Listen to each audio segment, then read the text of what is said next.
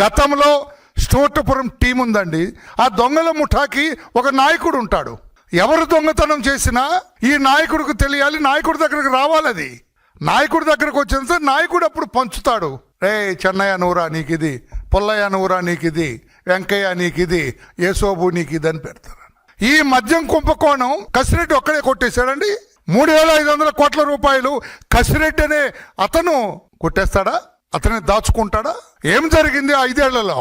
ఇప్పుడు చంద్రబాబు గారి నాయకత్వంలో ఏం జరుగుతుంది, ఎలా జరుగుతుంది? బేరీజు వేయాలా? ఒక వ్యక్తి కొద్ది సమయంలో ఒక అనుమానితుడు 29 సార్లు దుబాయ్కి వెళ్ళాడంటే ఏముందండి దుబాయ్లో ఎవరిని చూడటానికి వెళ్తారండి? వాళ్ళ అన్నం చూడటానికి వెళ్తారా? వాళ్ళ బాబాయిని చూడటానికి వెళ్తారా? వాళ్ళ బంధువుని చూడటానికి వెళ్తారా? 29 సార్లు. ఇక్కడ జగన్మోహన్ రెడ్డి గారి నేతృత్వంలో జరుగుతున్న ఆ 5 ఏళ్ల పాలనలో 19 నుంచి 24 సంవత్సరాల వరకు 5 ఏళ్ల పాలనలో మద్యం కుంభకోణం ద్వారా కొట్టేసిన డబ్బు దుబాయ్లో ఉంది, దుబాయ్కి చేరింది. దీనికి మార్గదర్శకత్వం వహించింది రాజు కసిరెడ్డి. ఎవరి కసిరెడ్డి? బయటోడా? ఎవరు పెట్టారు ఇతన్ని? ఇతనికి ఆంధ్రప్రదేశ్ రాష్ట్ర ప్రభుత్వానికి ఏమిటి సంబంధం? ఎక్కడి నుంచి వచ్చాడు వీడు? ఎవరు తెచ్చారు ఇతన్ని? ఎవరు పెట్టారు ఇతన్ని? ఎంతటి బాధ్యతాయుతమైన బాధ్యతలు ఇతనికి ఎవరిచ్చారు? మీరు కాదా జగన్మోహన్ రెడ్డి గారు?